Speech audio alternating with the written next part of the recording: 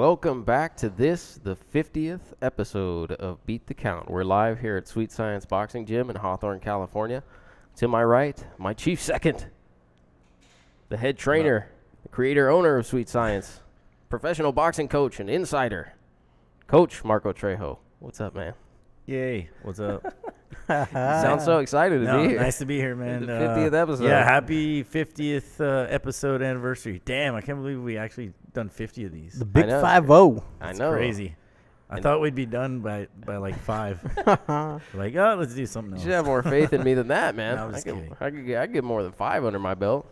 Shit. Especially after that first one. It took us like 3 hours to set it up. You remember? Dude, if it wasn't for YouTube, No idea what we were we doing. wouldn't know how to We were podcast literally watching YouTube like clips on how to do live streaming 5 minutes before. with the DSLR camera. We had a camera like that. Oh, shit. For sure. Cynthia's like, what? It almost fried the camera. I It think. did almost, right? Yeah. Like after an hour. it's Remember, just- like the camera died like an hour into. Yeah, We were still talking, but there's no video.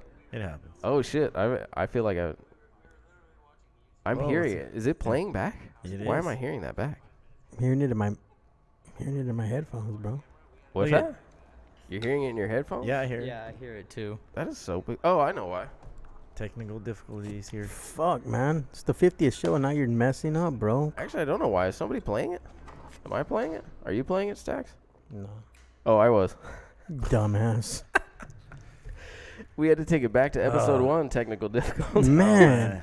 Getting feedback That was me. here. You know what's funny is I don't even know if you guys could hear that on the Is Stephen McCowan on already? Steven just got done playing Fight Night. Shout out with Xbox with your son, 2004. I don't even remember who was in that game. Probably Bernard Hopkins. Probably. Roy Jones. I should. You know what? I should finish the introductions though for the 50th. Yeah, finish episode. your Yeah, who's introductions. on the show, man? Who's on the show today? To my immediate left, what are you? The yin to my yang. That's My right. partner in crime. He's got dollar bills, so they call him Stacks. What up, y'all? Anthony Saldana, lead writer for Spring Boxing. Welcome back. And to my far left, Joey Abudy, Golden Gloves 2019 132-pound open division champion. Yep. What's up, brother? Open What's division up? champion. Open division. Good Open shit, brother. division. Dude, I'll tell you what. What? We've been talking about Joey probably since the first episode. Yeah. I don't know if you know that, but you come up basically every other episode on this. Really? Yeah, every other episode. It's either me talking about how you kick my ass in sparring or Coach talking about how you kick someone else's ass in a fight or something like that. Did you fight in the Whittier Amateur Tournament last year? The WBC one? The WBC? Yeah. You Yeah. did, huh? That's the one. Yeah. The very first episode I was on. Trejo was bitching about the amateur judging, Oh yeah. saying that he got ripped off. Yeah, or I something. thought he got robbed. He's 16-3. Yeah, He really should be 18-1.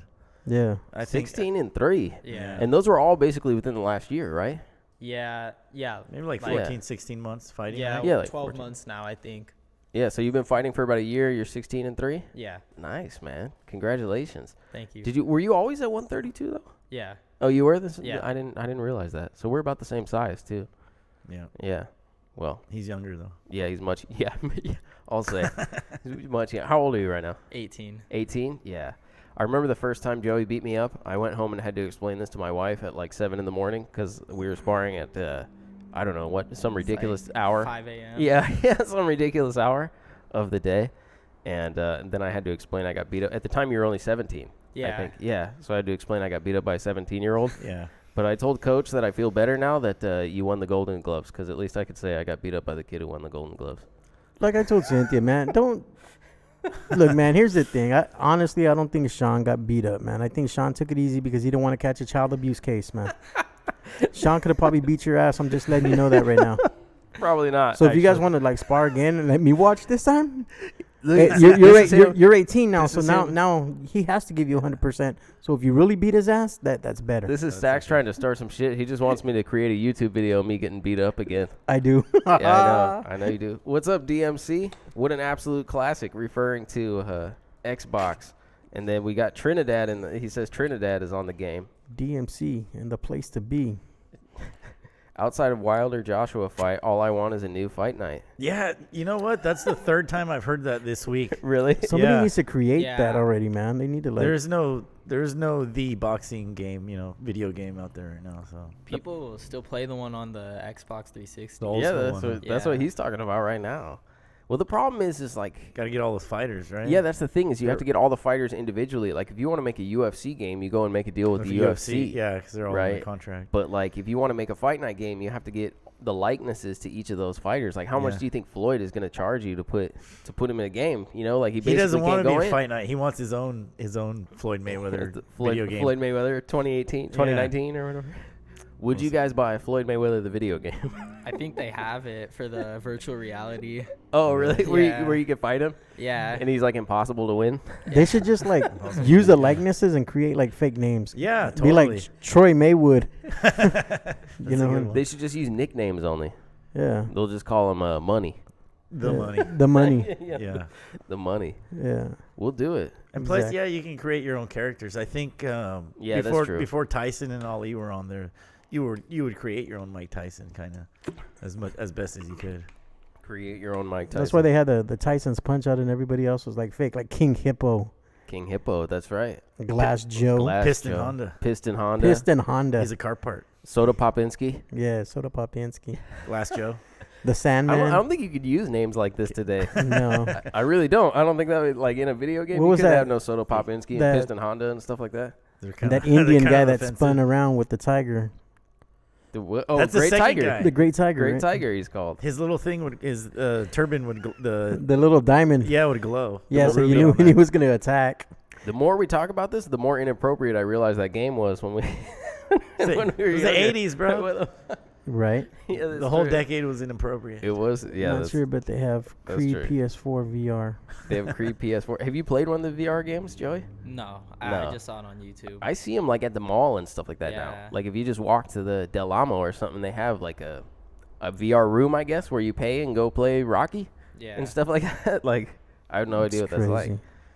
Not sure, but they That's have- for people who don't actually box. We live in reality and we box. It's just for, boxing, for yeah. reals. we box for reals. No. I I try. still want to play the fucking game. Yeah, I know. I ain't trying to get beat up, man. Just sit on my recliner and smoke a joint and play some fucking Whoa. play some game. It's illegal in California. It is Calm legal. down.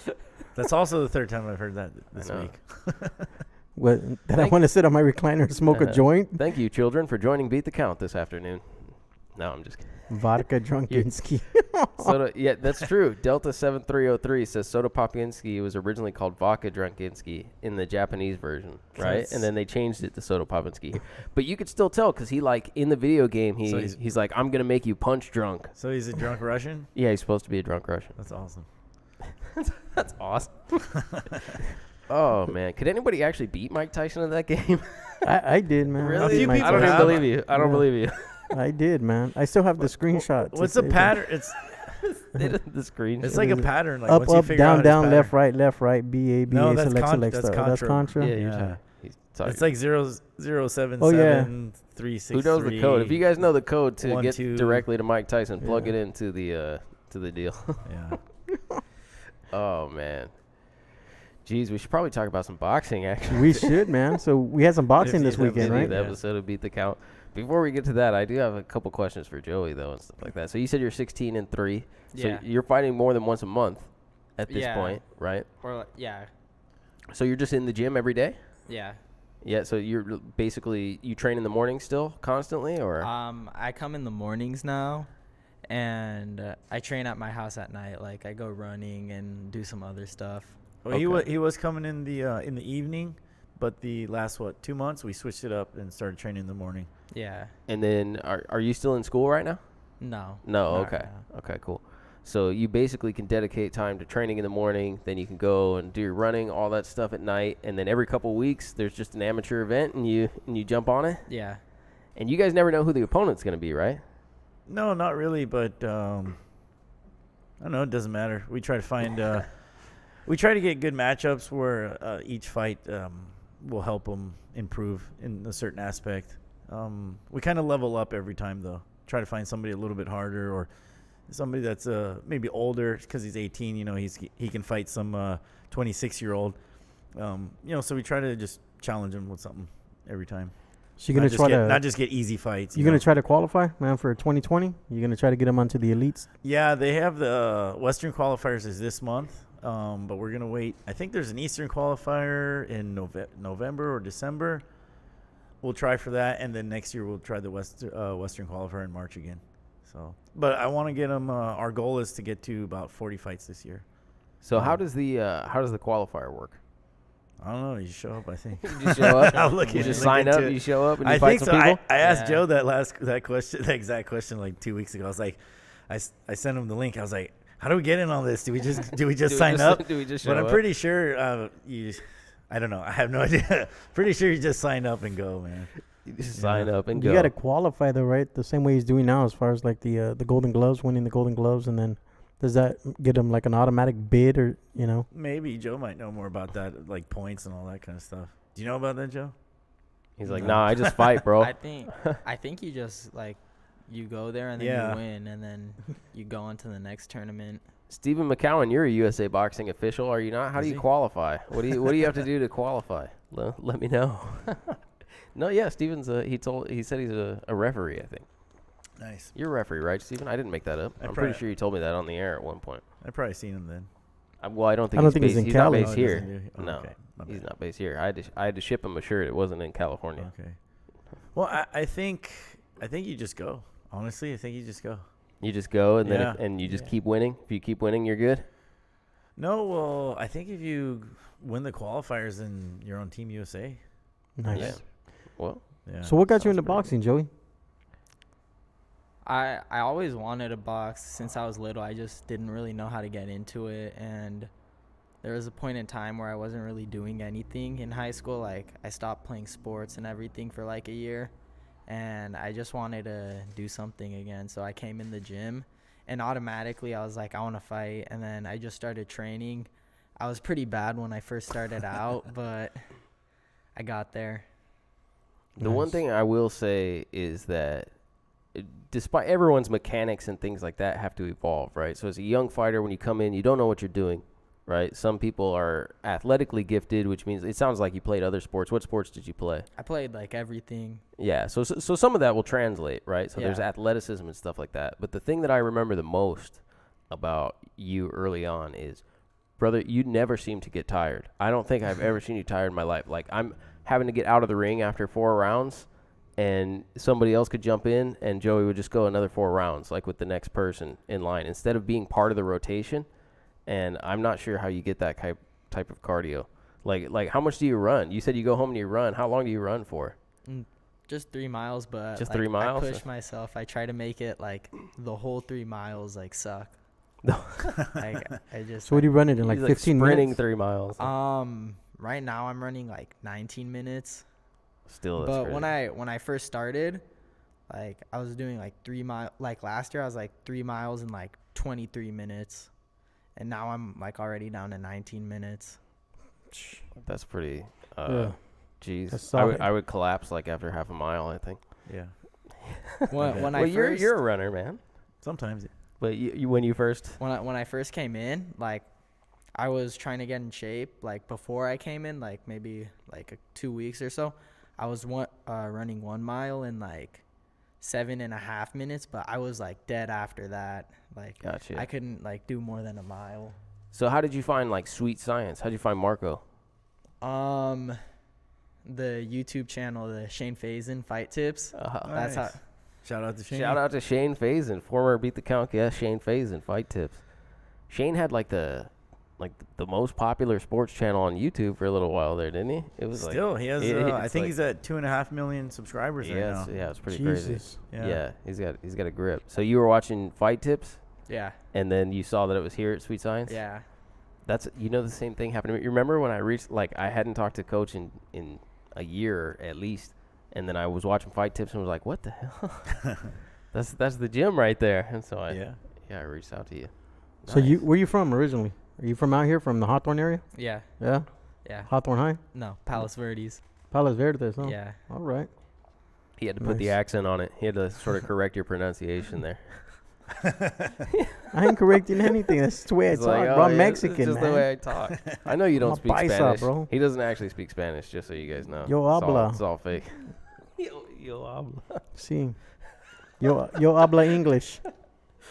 Oh, man. How many boxers do you think coming out of your high school, Joe? 0, like, ever. Yeah. I think, like, I actually think I might be the first, like, to actually, like, become a professional boxer coming out of my high school. Nice. Nice. So you have ambitions to go pro. You want to Yeah. stay, but you do want to try for the Olympics and things like that. Yeah, I want to do as much as I can before I turn pro, like, get as good as I can. Yeah, assuming that boxing exists in the Olympics in 2020, which Right. comes up occasionally. I think it will, but it might get snatched out of the hands of AIBA. Well, not snatched, just taken from Yeah, their, it's not. you know. Yeah, They don't deserve it.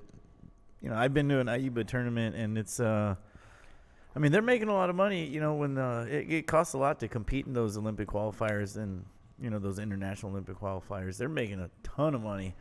And so, I don't know. They're just corrupt, you know. It's about the athletes, not about the organization. You know, they make it's it supposed more, to be. Yeah. Yeah, you know, Yeah. they make it more about the organization than they do about the athletes, so. Yeah. But I did see that part of your last fight in the Southern California Golden Gloves was live streamed on Instagram. So I watched part of It that. was. I didn't get to see the whole thing, and it wasn't the greatest angle, but it looked like it was a tough fight. Can you Yeah. sort of talk about that fight and anything you learned from it, or was it tough to you? Did it seem like a difficult fight, or? It was definitely the hardest one out of the whole tournament. But he just, like, I was hitting him. He just, like, kept coming with punches too. So I just had to push myself, like, throughout the whole fight. Like, I would go back in the corner and I would think in my head, like, I have to keep going. Like, I can't stop punching. I have to just outwork him. But I don't really know what. I think I should have thrown more combinations to the body, because I landed some good body shots, but I just stopped after that. Gotcha. And so when you go through and you're like, are you evaluating? Do you have someone record it for you, or is it all just from memory, or like how do you know what to work on next, or how do you know what to work on next, Coach? I guess either of you guys can answer that one. Like, Well, his mom and a friend of ours always records the fights, nice. so we make sure to watch them after. But yeah, I mean, we always go over the fight afterwards, what he didn't do, what he could have done better. So, as long as his mom's recording it, I know he watches it, and then I got a friend who's recording, and I watch him. There's always something to improve on. I thought he was doing a little bit of head hunting with the overhand right too much, and I wanted more uppercuts and more combinations. So yeah, I mean, we pretty much see the same thing. That's the good thing about Joe. He listens. Anytime I give him instruction, he's quick to implement it, and he learns fast. So makes coach look good. What's Marco like in the corner? Describe it for me. Oh man, Yeah, it's good. Sometimes he'll like he'll get me to like think I'm losing or something, and then I'm like, oh shit, and then I go out and like go crazy. Is he yelling at you? Is he screaming, or is he relaxed? No, sometimes he's like, you gotta go fucking kick his ass right now. which is the worst instruction in boxing. No, but like Damn, Coach. I know. That's the Dumb and Dumber instruction, right? Kick his ass, Seabass. no, he'll tell me what to do, and like while I'm fighting, he'll tell me like throw your jab. I'll throw it out there, and it actually lands like without thinking about it, but just like Hit him with the left. Do you left? do you hear him while you're in the action? yeah, I can hear him. You can hear him, and you can tune in and understand what he's saying while you're in the mix. Yeah, Interesting. I'm pretty like calm. Like I actually the first two fights in the tournament, it was like just fun. It was actually like, I don't know how to explain it, but like The I nerves was weren't there. Well, like when you get in, like you're kind of like just tense about like, because you want to know the outcome of like, you want to know if you're gonna win or lose. But like I just wanted to go in there and actually box. Like when I was like going in a fight, I was just thinking like, I can't wait to like throw some punches at him and make him miss. That's what I wanted to do. Yeah. And And so, like, when I got in there and I was able to, like, beat up on the person, it was just fun. And I was, like, I would make him miss and just have fun with it. The last fight, it was kind of tough because I had to push my cardio and, like, really push myself. But it's not like you have headgear and the gloves, so it's just, like, fun. None of the punches bother me. That might be the hardest thing I've ever heard a fighter say. No, I'm just kidding. What's that? He's just like, it's just fun. I just want to get in there and beat people up. No, man. The one thing everybody notices about Joe, and I think the officials and all the other coaches, he's always smiling before he goes into the fight. He's always, like, happy to be there. You know, everybody's trying to, you know, mean mug and have a really serious face. Yeah. Joe's always got a big smile on him. He's just happy to be there and fight, which I think that's great. You know, he's putting out positive energy. So when he gets in there, yeah, he's anxious to get in there and do his stuff. You know, yeah, everybody gets nervous.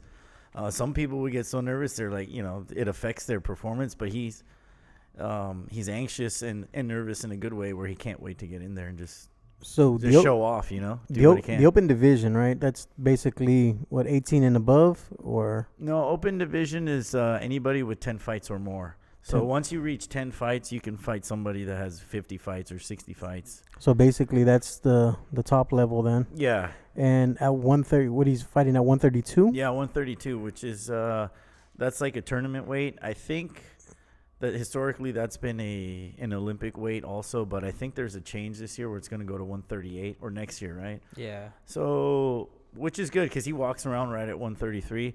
And if we do have a chance to get to make it far and to get to a qualifier, we'll be able to put some muscle on him for that. And as far as the competition goes, out here in Southern California, a lot of people know it's the hotbed of boxing. How was the competition in this tournament? Dude, it's that's why I'm so proud of Joe. I think it's one of the best, if not the best. If you think about who's come out of here, Shane Mosley, Vargas, you know, Fernando Vargas, he's got his kids fighting. Those guys are badass, you know, De La Hoya, plus a bunch of other guys. You know, we had Ernesto on here before, Tito Mercado, and Joe is actually sparred. Joe sparred him when Joe had 11 fights. Tito Mercado is 17, going to be 18 very soon. He's number 1 in the country and number 2 in the world. That's the kind of fighters he's from Pomona. That's the kind of fighters we have out here. The best in the world. Yeah. I mean, just always ranked in the top 5. There's always somebody from California in every weight division. So, yeah, it's super competitive. I think if you can be good in Southern California, you can be great in the world. Yeah, it's great. That's as they say, right? Rule 1 of any contest is you only get better by playing someone better than you. Oh, right? absolutely. Like, you know what I mean? Like, it's the only way to do it. So Iron sharpens iron. yeah, exactly. Or you hear that a lot. Like when we were talking about Benavidez sparring Bivol, that's exactly what he said. He said, "Steel sharpens steel, iron sharpens iron." You know what I mean? That's where it's at. And that's always been a goal of mine with Joe is because he trains so hard, he's pushing himself. So I've got no choice but to take all that energy and point it in the right direction. So I'm always trying to get him like better and better sparring. He's been in the ring with guys at 50 fights, 100 fights. You know, he's been in with the best bunch of people that are ranked number 1. You know, he sparred Ashton. You know, Superman? Yeah, he sparred Superman. Yeah, he sparred Superman. Shout out to Superman. I ran into a coach from Jackrabbit at the fight last night. So. And he's an amazing fighter. When that kid that kid gets he's 16 now. When he gets 18, 19, that kid's going to be amazing. He is already, but that's what it takes. You gotta spar the best, and I think that's what helped him with the Golden Glove tournament. We did some good sparring. We had some good matchups with some stronger people, and when it came time, you know, it was the third match, so he had already fought 2 times, so he's a little not tired, but you know he had a little bit of wear and tear, you know, but he was able to push through because we had hard sparring. So, but I do want to say I asked Joe the other day. I told him, you know what, I think he can become a world champ when he's like 22, 23. And he said, yeah. He said, yeah, I want to become world champ and have like defend my title a couple times and then have some like really big fights and then retire. And I was like, that's a good plan. That's a really good plan. That's a great plan. He's got it all mapped out in his head, so I That's think a we good. can That's do a it. good thing, man. Delta 7303 said Tyson said a happy fighter is the most dangerous. I can understand that. Dude, it dude. reminds me of Pacquiao. When he's smiling, Yeah, you're that's like, true. oh, he's about to kill somebody. Yeah, I know he comes out all giggles, doesn't he? Yeah, the whole he's time like- he comes out smiling. Yeah, all he's this like, oh, I'm different about to stuff. fuck somebody At the up. weigh-in. So what was it like sparring your Nesto? He's fast. Was that the biggest thing? and- Was his speed? Back then, I wasn't really comfortable with moving my head or anything, but I would try to come in like he fights like pretty good on the outside. I would try to come in at like it seemed like every punch I would throw, his glove would just appear right in front of my face. Be over the top of it. Yeah. Yeah. So it was some difficulty, but that was a couple fights ago though. You've had 5-6 fights since then. You've been training for a No, couple months. that was since his. then. You had 11 when we sparred him, Yeah. Okay. and now Yeah. he has 19. So Yeah. So okay. So a a lot more better. experience. We're getting. I don't want to call him out because all due respect to Tito and his dad, they're great fighters, but it's our goal to be the best. We want to get to that level, and we want to see him in the ring one day. So we're trying to get there. And obviously, I think that's probably should be expected of most fighters, right? They have the attitude of they want to be the best, all this different things. So Absolutely. I don't think they would find that disrespectful. In fact, I would very much expect that they have the same attitude. You know what I mean about their fighters. We want to Oh, be yeah. the best. We want to fight the best. Yeah. Yeah. So cool. Well, good luck to you guys. So what is the next step? So you've done the Golden Gloves, Southern California, 2019. You won there. So is there a California? Is it national? Yeah. What's next? Yeah, the state final, I think it starts April 2nd or April 5th, somewhere around there. It's my birthday. Nice. I know. We'll be winning some fights for you then. Hopefully. Yeah, I appreciate it. But, That'd be a good gift. Yeah, it's going to be the state final. It's going to be NorCal, Central Cal, and Southern Cal versus each other. So he'll either have one fight or two fights.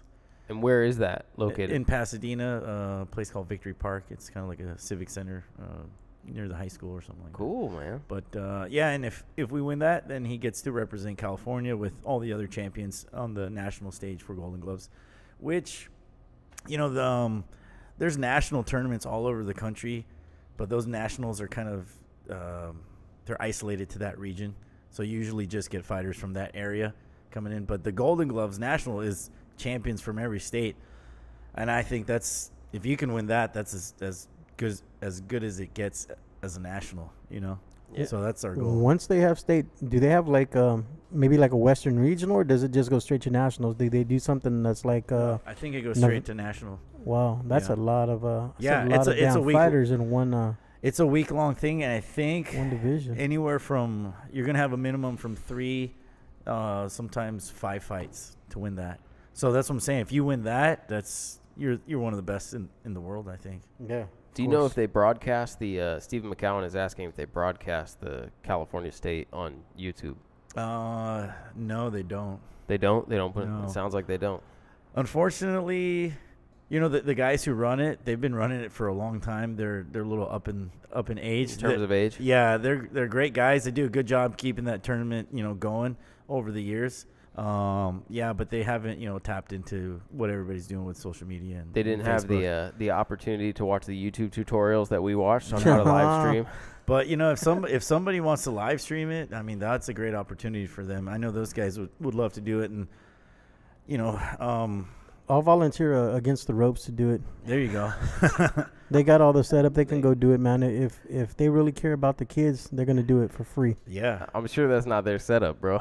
That's okay. Well, if you want to see some of the best boxers, man, go to this Golden Glove State Championship, California Golden Glove Finals. You're gonna see some amazing fights. We're friends with a guy who won the 141 open class, and 2 weeks after that, he was actually a week after he was sparring Ryan Garcia and hanging out with Canelo. So that's where you're gonna see the next champions right there at that Golden Glove Finals. Definitely. Yeah. Did y'all see that Netflix documentary on Michael Bent? The losers. Yeah, Episode did 1. Did you watch Yes. that? Bro, that's Did you great. see that? Losers episode 1 on Michael Bent. Mm-mm. It's a trip. Like I didn't know all that about his amateur background. Yeah. So Michael Bent, he was the one who won the world title off of Tommy Morrison, like in the Okay. surprise first round knockout. Okay. Was a 4-time New York Golden Gloves champion. 5-time he said. 5-time? He's, Was it yeah, 4 he or said 5-time? it's a record. He was a 5-time like national Golden Glove champion, and then when he turned professional, He was knocked out in his first fight. Oh wow. And he said that like, you know, the script was he was going to turn pro. He never wanted to box, but he said the script was he was going to turn pro. He was going to have 25 easy fights, and then he would fight Mike Tyson, right? And then he was like, but somebody forgot to give Homeboy the script because he came out in the first fight and like knocked him out straight away, and then he had to rebound and win the world title from Tommy Morrison before he got knocked out and it ended his career. The last time he was knocked out. This is a second true loss. story. Yeah, it's a true story. It's totally cool. And Wow. it's short too, dude. Like Yeah. you can watch the full It was episode is like not even an hour. It's like 37 minutes, I think. Yeah. So it's pretty good. If you guys haven't, That's if the you only guys thing haven't that seen sucks about it. Once, you know, I think they could have got more in depth into it, but it was a pretty good documentary, man. I liked it. Yeah, I thought it was good. He like went on to play Sonny Liston and Ali. Yeah, And stuff like now that. He like does theatrical stuff. Yeah, he does theater and shit like that. Yeah, you guys have Netflix? You have Netflix, right? Yeah. Yeah. Joey, you have Netflix? Yeah. Losers, episode 1. Losers episode 1. Yeah, I thought that was pretty good. All right, man. So, what do we got? We actually had some fights yesterday. We did, man. We did. We did. We had some fights here in Southern California as well as some fights at the Turning Stone in Verona, Turning New Stone. York. That's where that was. I was trying to figure out where that was. Which one? The Bivol. Joe Smith? Joe Smith Yeah. and Bivol. Where the hell was that? I was It like, was- are they in Russia? Turning Stone. You know what's funny is somebody asked me that. Someone actually asked me, "Are they in Russia?" And I was like, "No, man. They're at the Turning Stone Resort Casino." It in- looked like they were in Russia. well, because there was like some Russian on the mat. I don't know the language. Maybe. Anyways, I don't know what it's called. You want to start with that one, Bivol and Joe Smith? Yeah, is that the card? Yeah, so that was on DAZN, Dmitry Bivol and Joe Smith Jr. There was some interesting stuff happening in Hey, that one. Joe was at the sparring for Bivol in Benavides. Oh, you Yeah. were? You got Yeah. to check that out? Yeah. What'd you think about that? It was good. That's, you know, Dmitry Bivol, after he won the fight last night, said he was thinking about dropping down to 168. Oh man. He said that he eats breakfast. He was able to eat breakfast the morning of the weigh-in, and that he doesn't have any problem making 175. He could definitely compete. He'd be a monster Yeah. at 68. Yeah, and he also said that he's small. He's a small 175, and you can see it I when don't you know about compare him that. to. He said, No, if he you is. look at Joe Smith Jr., he's much smaller than him. Man, he looked. I don't know. When he punched him, he looked bigger. Those are some big shots he was landing on. He's a good boxer puncher, man. That Yes. guy, he knows how to put his punches together. If he has to box from the outside, he can box and pop that jab. If he needs to get inside, he can get inside. He's technically sound. Stephen McCowan said that was a Russian steel company advertisement on the mat. See, I wasn't tripping. They had Okay. they had some Russian language Russian stuff steel, on the huh? mat. Russian Yeah. steel. Owned by Putin, I think. Never mind. Stop. Let's not get into it. Let's not get into it. Joe said, and he said Joe Smith is huge. He must have been because they were putting some fire on Joe Smith. Yeah. I mean, Bivol was landing really clean And combinations, Smith has never been knocked out, so and he still hasn't been knocked out. no, still hasn't He been was stopped. he was taking some shots, and he landed a couple good ones too. And Actually, I think if he would have landed that punch at the beginning of the 10th round instead of the end of the 10th round, we might not have seen an 11th because Dmitry, yeah, that's true. he looked like he was out on his feet He was after on- he got caught. Shaky legs. I think the strangest thing to me is a couple times he went back to his corner. So in the 8th round, he went back to his corner, and his corner, Bivol I'm referring to, his corner man said, "How is he still standing?" Right? So that's got to be kind of, I thought that was a That's why I strange, thought it was discouraging thing to say. That's why I thought it was in Russia, because that's the same thing they said in Rocky 4. Yeah, but like- he's made of iron. Yeah, there you go. He's not a man. He's a man. But, like, I thought that was interesting because it seems like a discouraging thing for your corner man to say. Like, how is that guy still up, you know? And then after he caught that punch in the 10th, you remember he went back to his corner, and his trainer was like, what the F just happened? Like, how did that Said, happen? what's wrong with your legs? Yeah, he's like, what happened to your legs? What's wrong? Right. I'm like, dude just got cracked with an Oh, overhand dude. right, man. I Oh, mean, yeah, he that's did. what the fuck is wrong with his Well, legs? I'm surprised there's no knockdowns, right, in that fight? None. There was none, but Steve McCowan jumped on and said he was just about KO'd at the end of 12, and I agree with that. Yeah. Joe Smith. have been about another There 30 was another seconds 30 seconds in that fight. Bivol would've stopped Joe him. Smith was not going to make it out. Oh, No. wow. Yeah, but still, man, that dude Some is heavy hitters in that fight. that dude is made of some sturdy stuff. Well, yeah, he's doesn't he have a he has a day job? I'm sure he He does. works No. he works for the union. He's a what is he, like a contractor? He's or a something? tree trimmer. That's what He I does what they something, said. man. You remember that's like a Glenn Johnson. You remember Glenn Glenn Johnson? Coffee Glencoe Johnson. Yeah. Glenn Johnson, who had to like work construction all the way while he's still fighting on HBO and stuff like that. The Road Warrior, right? Is that Yeah. his nickname? I remember when Glenn Johnson fought Carl Froch, and they asked Froch what that was like, and he said it's a bit like sparring an oak tree. God. But yeah, so Dmitry Bivol. Did you watch Maurice Hooker? No, I watched I was watching the Porter card, and when I flipped over, it was time for the Bivol fight. So Joe, you said you didn't watch the Porter card, right? But No. what did you hear? I heard they robbed the Cuban guy. Yeah, you heard they robbed Ugas. Yeah. What's up, Boxeo? We're just getting into Ugas and Porter. So you heard they robbed Ugas. Yeah. That's what you heard. What did you think, Stax? I'll give my piece on this in a minute, but what did you think? I had Ugas winning the fight by 2 rounds. Even before the fight, I thought Ugas was going to take it to him. I just thought his boxing style, the Cuban style, was going to be too much for Porter. And it looked like it was, man. I mean, it looked like he did a good job staying on the outside. When he wanted to come in and hit the body, he was able to. It wasn't the normal Shawn Porter that we're used to seeing, the bull rushing type of Shawn Porter. Ugas kept him at bay. He countered well. And it felt like Shawn wanted Ugas to attack and was waiting for Ugas to attack, and Ugas basically picked him apart. And some of the rounds were they were hard to score, but Porter didn't win that goddamn fight. Is man. Porter fighting different purposely, or is that a result of him not being able to do anything against Ugas? Because he fought differently against Garcia too. In moments, remember? Against Garcia, in spots. I don't know why he's changing. I think he might have got caught early and maybe tasted Ugas' power and realized, I just can't rush in on this guy because if I get caught, I'm going to sleep, And, That guy's huge. Just to clarify, compared to Porter. you watched it on Fox. Yes. Okay. With all 32 people in the crowd. Yeah, so I've heard a lot about They're being biased, right? they're being biased on Fox. They're all and, about and people hyping saying, Porter up yeah, front. like listen to Lennox Lewis, listen to all the. Well, I think biased towards Ugas on Fox is what I've heard. So I watched it at the venue.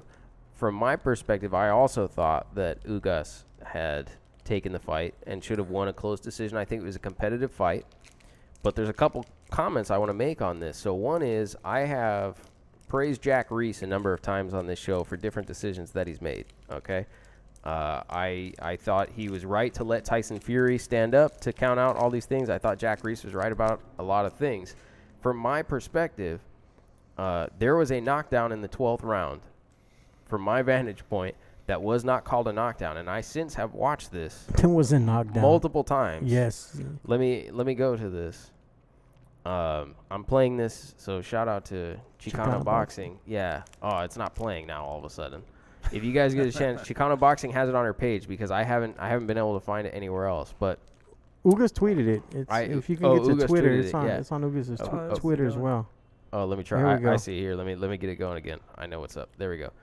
So here it comes, and I don't understand how anybody could tell me that's a slip. Well, he hit him on the face. Yeah. I don't understand how And anybody he could tell fell. me The this is a feet, slip. if you watch the feet, they never got caught. Yeah, and even like, So he waved it off because he said the feet got tangled. well, He hits his foot. Jack Reese hits his foot like it was a slip or the feet got caught, but the feet never touched each other. there is a Bam. name. There is a name for Watch, even boom, if you he's see not that? hurt. There he goes. Even if he's not hurt, there's a name for when you get punched in boxing, slip and fall to the ground. It's called a knockdown. It's called a knockdown. Yeah, that's what they call that in boxing. When you get punched and then you slip and fall to the ground. His whole backside touches the ground basically. I don't know how he got Boom. knocked Boom. down from that though. Yeah, It didn't seem like a And- legit he didn't really. Hit him in the back of the head a little bit. yeah, and I And the glove. agree that like it's not a devastating blow. It's not like he caught one on the chin and went down. But if you get hit with the punch and then you slip and you fall, that's a knockdown. Yeah, he That's lost a his knockdown. balance. That knockdown, if it would have been called a knockdown, Ugas would have been a world champion. Ugas would have been world champion because if you look at the scorecard, the judge who had it 115-113 for Porter scored the last round for Porter. He was Max 10-9 for DeLuca. Porter. Max DeLuca had it 10-9 for Porter. Had that gone the other way, it would have been 10-8 for Ugas, and Ugas would have won a 114-113 on that scorecard, and he would have been the world champion. So I actually think that this was a really bad call because you could say anything cost him the title. The fact that he didn't win round 2 or the fact that he didn't throw enough right hands. You could say a lot of things, but this is one thing that you can point to directly and say had that call been correct, he would have been a world champion. My question is, when do these sanctioning bodies, including the WBC, which this was a WBC title fight, when do they go back to instant replay, or not go back, but when do they start instituting instant replay? I know Mauricio Never. Suleiman has talked about it, and I know for a fact that they use some type of instant replay, and I'm not necessarily saying it was a WBC, but it was during a fight in Vegas where there was a headbutt, I want to say between Pablo Cesar Cano and Ruslan Madaev. And Cano was cut. The referee called it a punch. Then during the rounds, in between rounds, the head of the Nevada State Athletic Commission jumped onto the ring, pointed at the replay, and had it reversed the call to a headbutt, and then stopped the fight after 4 rounds. They went to the cards, and Cano won the fight. So, I mean, for something like this, for a knockdown or a headbutt, they should be able to go to replay. We got a couple comments here that I'll talk about. So one of them says, I can hear Joey eating. Yeah. I'll tell him that you can hear him eating. Dude to chill out. shouldn't eat on air. Oh, boxeo. Oh, man. Porter gets too much experience to pull off these kind of fights. Steve McCowan. Chase Athletics says, that's Ugas' only loss at welterweight. He medaled bronze in the Olympics. Yeah, Ugas was actually part of the Cuban national team that has been extremely successful in the professionals. So I think that national team consisted of Yuriorkis Gamboa, Luis Ortiz, Arislandi Lara, Ugas. So actually I had picked Ugas to win this fight. I was asked before the fight who I thought would, which kind of doesn't it probably makes it sound like I'm biased towards towards Ugas. But no, I picked Ugas to win this fight, and I thought he did. And if I thought Shawn Porter won, I would have said the other way. I was also at the venue, though, so I'm interested in hearing like people who saw it on Fox, because maybe the vantage point is different. Well, I just saw highlights, and then I read the comments like any casual would do. But like 90% of the comments were robbery on that, and I don't know. I don't like really try to follow the crowd, but sometimes it's so obvious when everybody's saying it, and they were pointing to kind of what do you call it? It just happens a lot on PBC. I guess they're probably referring to the Charlo one too. Yeah, I hear that a lot, but the thing is it happens a lot for everybody. Yeah, like it we does. know that. We watch a lot of boxing. But it's we not talk just about, PBC. It's not Al Heyman. But we talk about this way too much in boxing, like the scoring. I mean, replays have been out for NFL's had it for like 20 years already, and tennis uses it. I mean, everybody's using replay. I mean, that's the least you can do. I mean, you could even create some software that you don't even need some judges. Just have cameras watching it and see, like, okay, what punches land, calculate that shit. There you go. Like, let a computer do it. Get the human error out of there. Question for you guys, for McCowan and Boxeo, and you guys that are watching in right now. Chase Athletics on YouTube. Yeah, everybody that's watching in right now. Question for you guys. Do you guys believe that the judges are influenced because of the popularity of fighters, and that one fighter can bring more revenue in for a promotional company than another, and because of that, one way or another, that they're swayed to maybe give some of the closer rounds to these more popular fighters? Let me know what you guys think, man. Yeah, I mean, I say yes. Steve, yeah, I know. I think we all agree. No. But, I mean, there are a couple points while you guys chime in about that, and Steven says he doesn't listen to the broadcast, which is, yeah. I've heard a lot of people say they listen or that they watch it on mute. But there's a couple things, like, if you just take into consideration, I agree it was very close. So the fact, for instance, that Steven says he thought Porter took it by a very close margin, it was a very close fight, which is why I think the knockdown is so important, because it was such a close fight that I think that knockdown could have made a legitimate difference, and I think that was a bad call. But there's just a couple questions that I would ask you, because, clean and effective punching, there was a lot of very close rounds. You may look at it and say, I'm not sure who won that round. So I would ask you just about the other scoring criteria. Who was demonstrating superior defense in that fight? Who did the pace favor? So who was controlling the action, right? Who was making the action? Who did the pace favor? Like, I would say, for instance, I've watched a lot of Shawn Porter fights. did that look like a Shawn Porter fight to you, or did that look like an Ugas fight? There's kind of a difference. You could watch it and exactly. go, does that look like every other Ugas fight I saw, or does it look like every other Shawn Porter fight I saw? And I think you'll start to understand that the pace was favoring Ugas, that Ugas was creating the action, that there were some very close rounds, but he was demonstrating superior defense. Virtually every other criteria by which you can judge a round, he was showing, in my opinion, which is why I think that he had an advantage. So Stephen McCowan, Boxeo just gave an emphatic yes that it impacts judging. Stephen McCowan says he does believe that, and that promoters get to narrow down judges to get the ones that they probably want, which is true. I mean, I guess that's why we hear about purse bids and things like that, right? Because the promoters want to be able to pick the judging.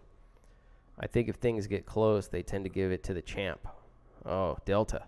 That's a good point. Happened in Mendoza versus Ramirez. Fight a month or so back. Follow the money. Boom Boom Mancini actually, after this, they went live with Porter, and Boom Boom Mancini actually went off on Shawn Porter, basically told him, you lost the fight, dude.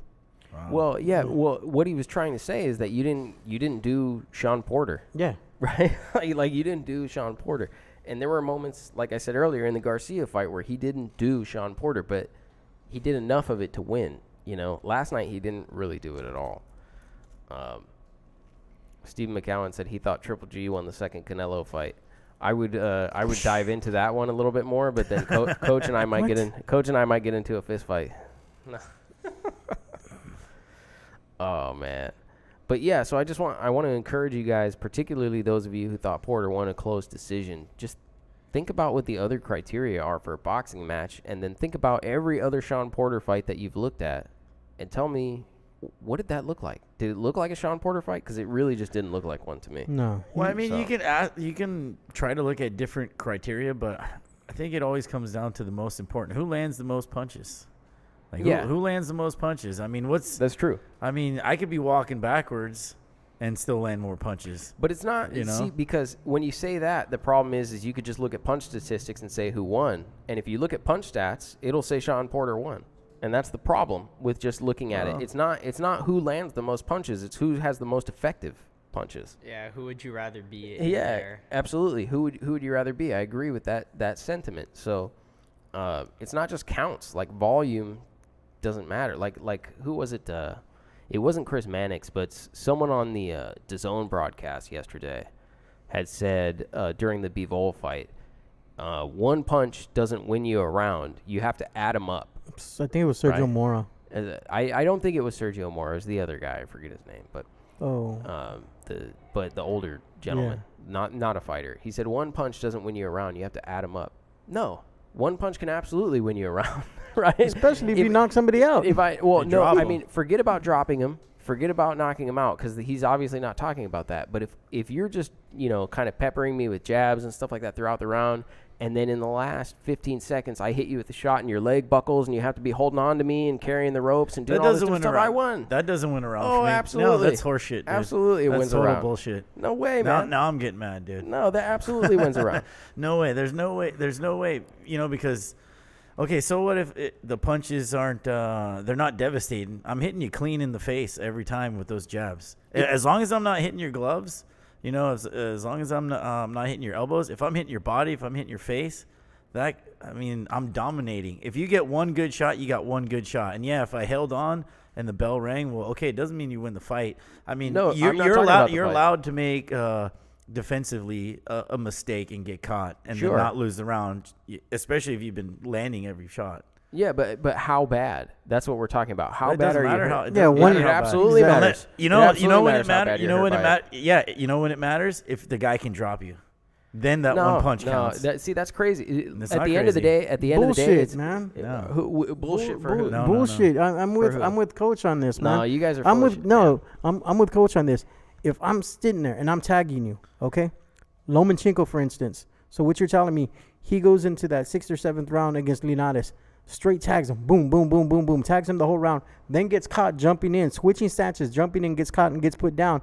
Yeah, that turns into a 10-8 round. But if that punch would have just hurt, and not drop Lomachenko, just hurt him, you're telling me that Linares would have won that round? No, Because that's what you're saying. No. Right now, that's what you're saying is that one I punch. can explain. No, I can listen to me. explain You're saying one further. punch. One punch wins a round. One punch won't win a round, bro. One punch can win a round. So here's what I say. What I'm saying is it depends on how. First of all, they all hurt, right? Of course. So they all hurt. So if he catches a punch from, it's not like if he catches a punch from Linares and it hurts, therefore Linares wins the round. That's what you just said. One punch. No, can win I a said round. it matters how much it hurts.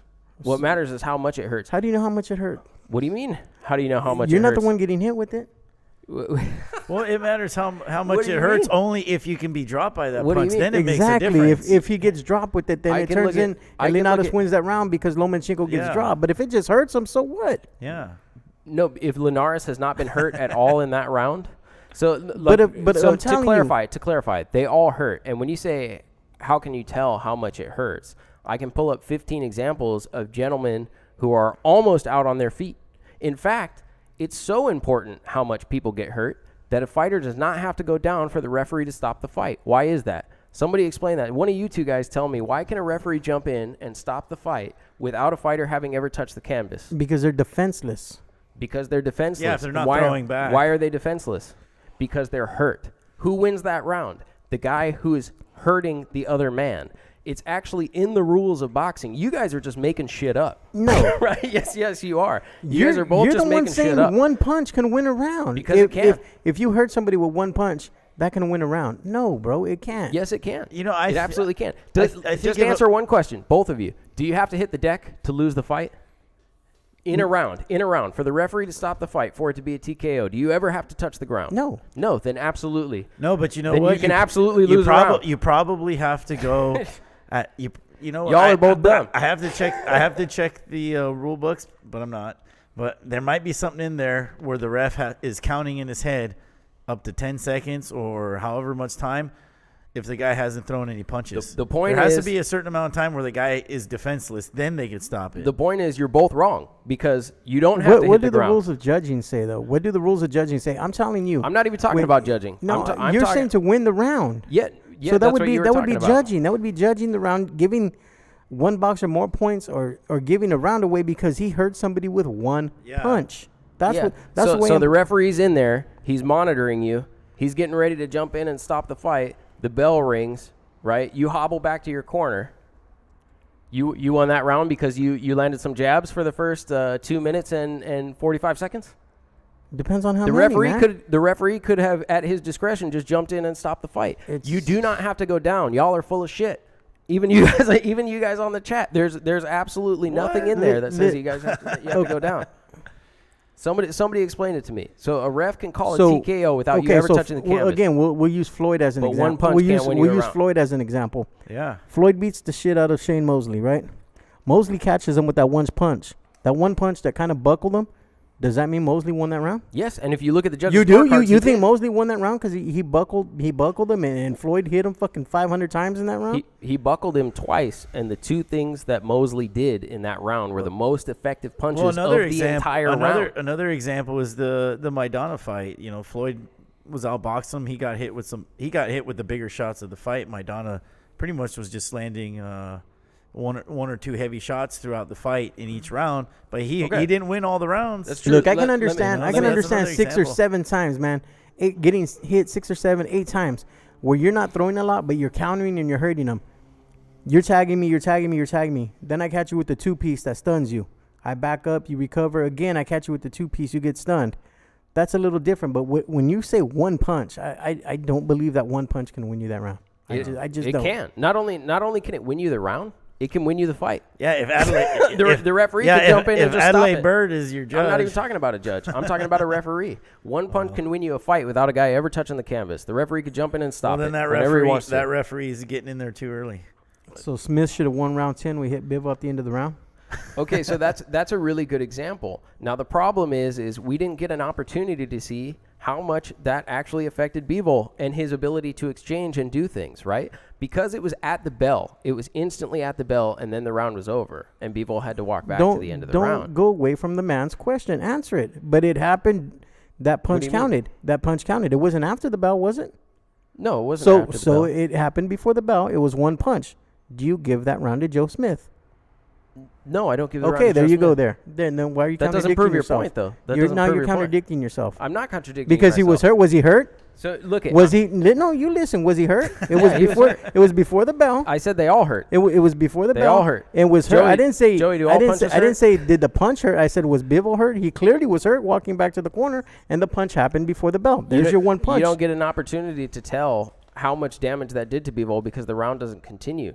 So what? The punch, what do you but mean, the so what? because you said one punch can win a round, Because it and the can. punch landed before the bell. Because it can. And when I say one punch, let me explain. Yes. Can I Please- explain a little please- bit more for please you guys? do. Okay, Okay. and Please then let's explain. move on after this. Well, we'll move on once you guys understand what's actually happening here. But let me explain. So one punch. When I say one punch, what we were talking about is, Coach said you can add it up. Whoever wins more, and then he said it's bullshit. If I land more, I win a round.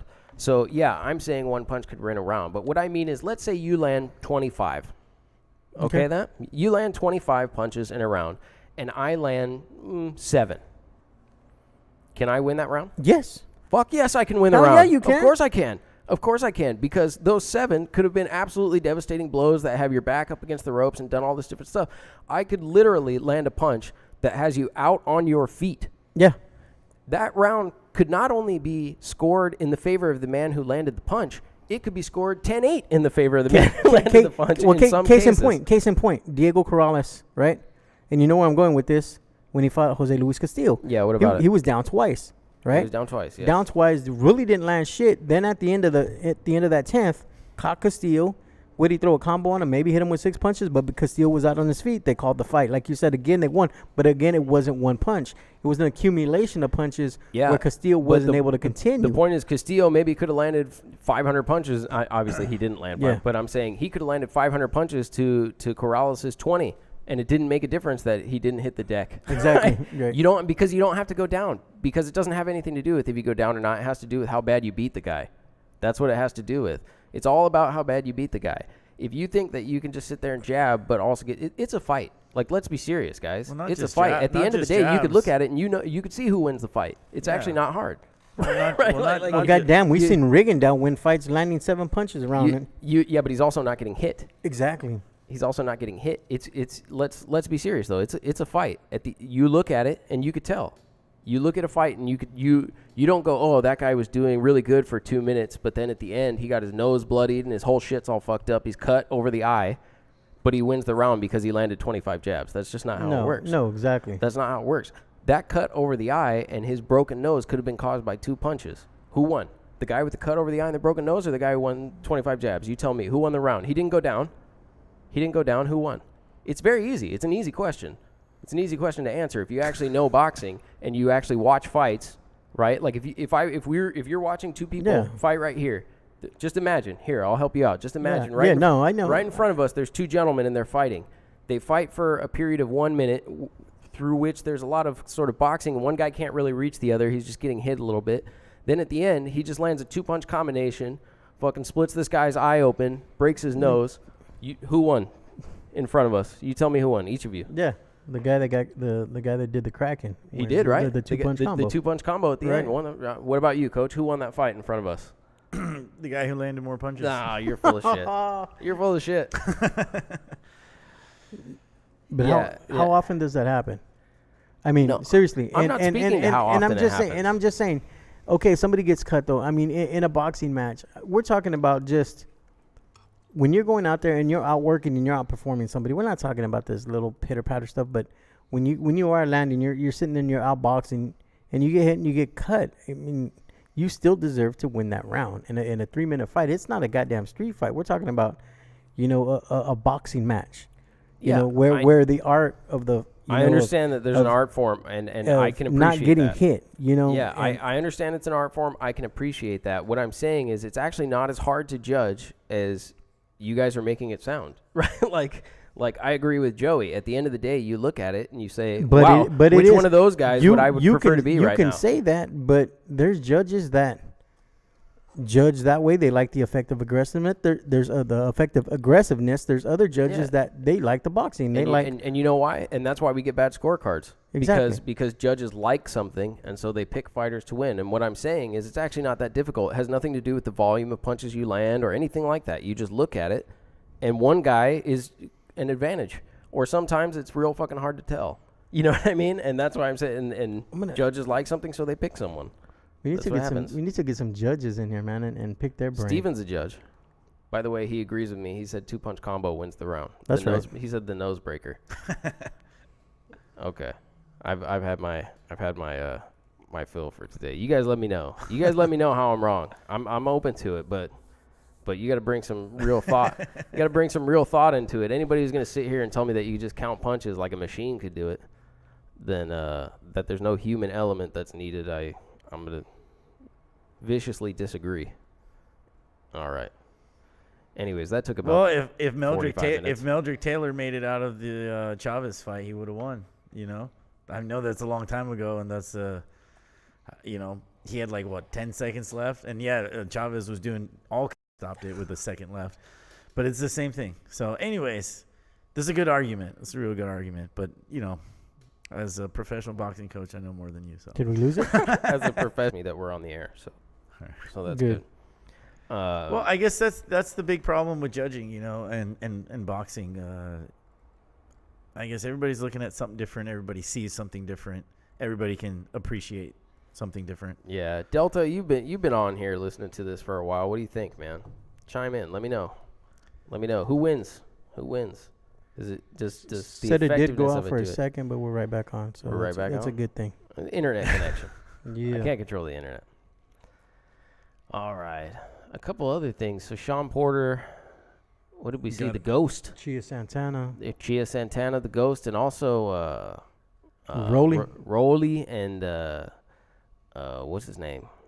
I've got it in front of me. I should just look at it. Cuellar. Where's Rolly at? Rolly's right here, down man. there. Rolando Romero. He won by first round knockout.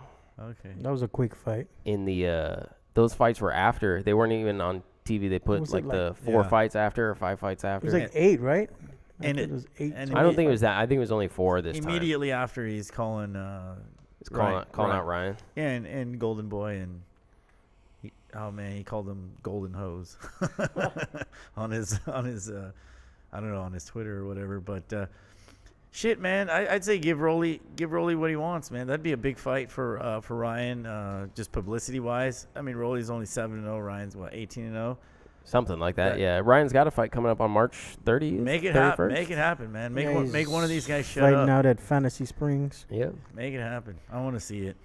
Robert Guerrero made his return again. Again, he did, yes, and he won. I fourth think comeback. it was a 5th round stoppage. Oof. Where is the fight? Juan Carlos Payano. This dude on the untelevised undercard. So he's the one who lost by first round knockout to Inoue. It's like was only his only his second loss or something like that. But that was a good little scrap. Juan Carlos Payano versus undefeated Damian Vasquez, 14-0. Those dudes were mixing it up. What'd you think Quite a about that bit. African guy, that heavyweight? F.A. Ajagba, isn't that the cat where the dude on live TV just like walked out on him? I believe so. That was him, right? Yeah. He looks like Wilder, right? Kind of. He's built like him. Yeah, but he's got like longer hair and Yeah. stuff like that. Did you ever see that, Joey? That on like it was like on, what was it, on Fox? Yeah, it was at Sam's Town. It was on Fox where it was a heavyweight fight. This cat F.A. I'm pretty sure it was F.A. Ajagba, and his opponent the opening bell rings and he just got out the ring and left. Just walked out. So I don't want to fight. Give me my money. Oh, man. Oh, Delta 7303, before I get into it too much, he said, if it's to the extent of breaking someone's nose, then I think it's clearly in favor of a few effective punches. But volume in huge amounts, like the level of Santa Cruz or Rooster, definitely makes a difference. I agree with you, and this is the debate that sort of Coach and I had on Triple G and Canelo, which is when someone is throwing so many punches, when their volume is like Joey Abudy status over here and they're just like constantly throwing punches, like it is difficult to gauge how many of their punches equals one of somebody else's, right? So like how many Triple G jabs equals one Canelo power shot? Whose is doing more damage or whose is being more effective? And this is kind of what Landy Lara went through the other week, right? So he's throwing these effective punches, but his opponent is just throwing so many more that it makes it very difficult to judge. So I agree. And then let's see, Stephen McCowan, wish Robert Guerrero would stop using up TV time. He wasn't even on TV, I don't think. Yeah, he didn't get any TV time I don't this think he was time. on TV, dude. They had him come on after the main event. I seen a tweet from Be kind to the ghost, man. said Steve Kim said, look at this crowd as Guerrero enters the ring, and kind of like did a They panned they around. did a pan 360 pan of the stadium. That shit was It's like hilarious. his parents were there. That's about it. Hey, Mom. His dad was in his corner. That was it. His parents were there. His dad was in his corner. Man, yeah, Ghost has seen his better days for sure. I mean, he's fighting Mayweather is definitely the pinnacle of his career. So I'd call it a day, but maybe he needs money. You don't know. Probably. Yeah. Everybody needs money. Well, PBC is actually taking a lot of flack for some of the names that they've been signing recently. So, like, they have the deal with Marcos Maidana, the deal with who else did they get? Was it Yordenis Gamboa? They got Yordenis Gamboa. Yeah, they got Marcos Maidana. They got the other Cuban. How's this happening Lara? to me? No, not Lara. Rigondeaux. Thank you. They picked up Rigondeaux. Rigondeaux. Rigondeaux, however you say it. So like, they've been taking a lot of flack for signing some older fighters with names. You know what I mean? Like dudes like Maidana who have to come down a lot in weight to actually. He even looked like he compete. lost 100 pounds already, though. He did actually. Yeah. Right? He's lost a lot of weight. Yeah, he's looking all right.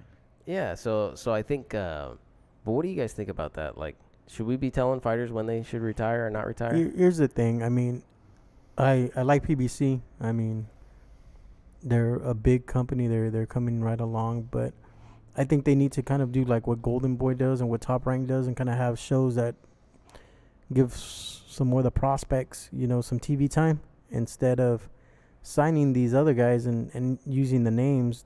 They need to establish their prospects more that are coming up and give those guys some more fights. Maybe some club shows or some small things on Fox Sports 1 where they showcase a lot more their prospects, their talents, instead of having a big show and then having their talent fight after everything's already done, and then you get the 5-6 fights afterwards, which is kind of, it doesn't do anything to help the names of their prospects, Sure, but if you look at like Rigondeaux, for instance, the dude only lost one fight. It was to Lomachenko.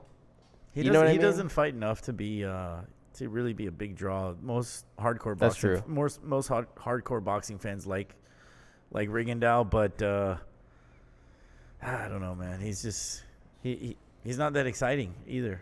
I can understand that. The same thing people say about Mayweather, right? Like, he's just not fun to watch. Like, is there someone you like to watch a lot, Joey? Who would you watch right now? Yeah, who's your favorite boxer? Who's your favorite boxer to watch?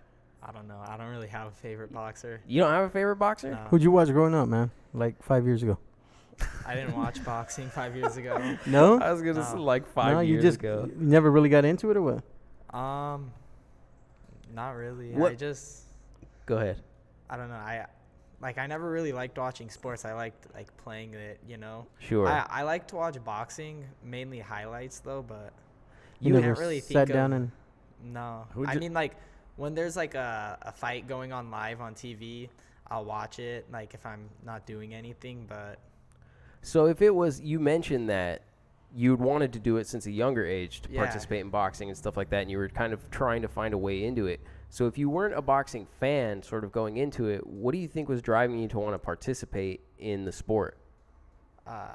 fighting like always fascinated me, like since I was little. Yeah. And then also I watched Rocky and I thought it was cool, and then I would always Of course. run around the house shadow boxing and stuff when I didn't even like know how to throw a punch. Settle a debate for Coach and I. Which is the best Rocky movie? I recently watched the first two, so I'd say Rocky 1 maybe. I agree, Rocky 1. That's the best. You're on Rocky 4, right? Oh, for with the Russian guy, that was a good They're all one, good too. though. They're all good. They're Come all on. good. You know what? Rocky 1 is totally different than all the rest of them. It Kind of is. yeah, it's kind of, I don't know, it's just different. It's more authentic. After that, they all just became they turned into how Fast and Furious is like just ridiculous now, Like the first one's about street racers, and all of a sudden in part 3 they're like super secret spies that can drive cars fast. They're like driving cars from one building, the roof of one building to exactly. another. But for nostalgia, Rocky IV is the best because he defeated communism.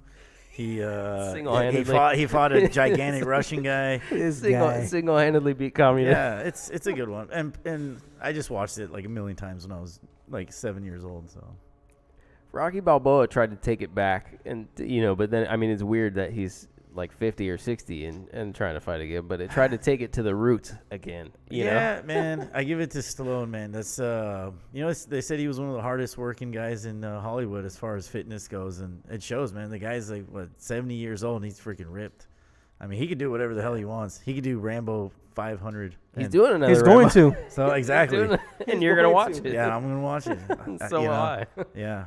You know what? I always wish that him and Schwarzenegger would have done a movie together. They did. Besides the Expendables. Yeah, but you know what? We brought up Contra and video games earlier.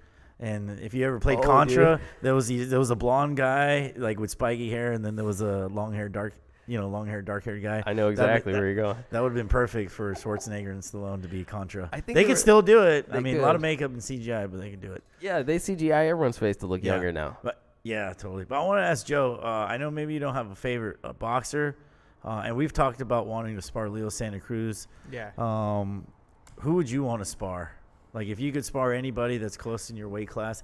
And, I think we're getting really close. Joe sparred some undefeated pros and kicked their ass, Good, man. I'm not going to say their names, but. Yeah, don't. I know. Don't call them out. No, of course not. It's sparring, bro. But, yeah, and it's sparring. Sparring. Everybody gets their ass kicked. Exactly. Even the champs, but. And that's where you're making mistakes. But, who would you want to spar? Just the best in my weight, I guess, so I could see where I'm at. Yeah. Like Teofimo? 135. Have you ever seen Teofimo Lopez? Lomachenko? Yeah, I've seen those guys. Oh, okay. I think they're a little bigger though. Like I'd fight walking at around, like, They're 35. I'd They fight fight at at 35. like But 26 or 22. Yeah. So let's see. Yeah, those guys. It could be dudes like Leo and those guys. Yeah. Yeah, I'm hoping for the next camp we can find a way. Yeah, find I'd a way actually in there. want to spar. get him Santa with the Cruz. get him over there with the Similar style, I could probably learn a lot. Yeah, that makes sense. with Danny Zamora, man. Take him over with Danny Zamora. He's got a couple guys his size, man.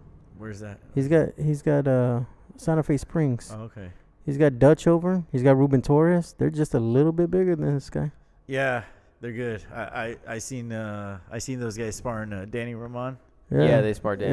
Yeah. And Danny Ramon's 22. Yeah. And he's also got Ruben Villa. Ruben Villa's undefeated. Yeah. He's at 26. Yeah. No, You want some Ruben's at 35 too, isn't he? Ruben Villa? Yeah. No, 126. Really? Yeah. Oh, okay. Check him out. Check him out. I thought he check was him at 35. Yeah, I think going towards the middle of this year and closer towards the end, we're gonna start trying to get sparring with these top guys in the pros. But I don't want to make go there too soon, just because it would change his style up, RV4. Featherweight. 26. Featherweight, you're right. Yeah, 26. Look at that. That's who's on Cynthia's. Shakur's there too, That's who's right? on Cynthia's shirt today. Ruben Villa. Ruben Villa's on your shirt? She said, yeah. Oh, check that out. RV4. Yeah. There it- Dude, we got to get There you it is. We got to get you a nickname, brother. Oh yeah. You know what I mean? Where are we at on the nickname status, coach? What's Oh, I've got some pretty good nicknames. Hey, bud. Screaming Demon, because he's always making noise. You guys put your votes for nicknames into the live chat. Let me know what Well, we should if- call if- Joey. What should we call Joey? J-Loke. Yeah, I don't know if you Not J-Lo. if you watch him train or you see him fight, you'll definitely come up with a nickname. But I came up with the Hebrew Hammer. That's Or, already That's taken. already out there. I know. Oh, I thought of some the Scourge of Israel. You It's Jewish? like, in Israeli? Ghostbusters. Yeah, my dad. Yeah, my dad's that's a Scourge. Jew. Yeah. The Scourge of Moldavia. Yeah. Well, he's the Scourge of Israel. I like that one. Man, you know what? This is the nicest kid outside of the ring, but once he gets in there, and you know what's great is everybody when there's a stare down. Yeah. They look at him like they're ready to kill him. And he's just smiling at them. And by the end of the fight, those other guys are just. It'd be like Yeah, Jesus, they Joey Jesus walks. Abudy. Jesus walks. Oh my goodness. No, but we'll, yeah, buddy. we'll let we the, got Joey. Yeah, buddy. Abudy came over. nice. Yeah, buddy. If we could get Michael Buffer to somehow say that, I would love it. That would be fantastic. buddy. Although Yeah. you said he was struggling a little bit with the let's get ready to rumble. Yeah, it wasn't. It was like the shortest one I've ever heard He was him do. probably drunk, bro. Yeah. Probably had a few drinks and it's, But, it's man, cold in New he's York. He's getting and- up there in years. I'm just like, man, him and Jimmy Lennon, and I know they got these new guys. There's the one guy with the dreads, Oh yeah. and then the Yeah, couple he other does. guys. He does a bunch of stuff on Then his there's own a- too. Yeah, the little but, Gallegos kid from Houston. Yeah. Yeah, who was doing the Golden Boy cards? Yeah. But I'm just, I'm not saying I'm worried about these guys, but it's just like, man, it sucks to see him getting older. Yeah, I can understand that. Because that means you're getting older, bro. And so am I. Well, dude, Luke 124 years old. Well, is what dude, Steve Luke McCown said. Perry died the other day, man. That's sad, bro. Dylan from 90210. That made me Yeah. feel old as I shit, know. man. I was sad when I heard that. I was like, damn. A little bit too much dope in his younger years, man. Probably, Caught up to man. his ass. I know, right? 52 years old? That's crazy, man. That's young, That is young.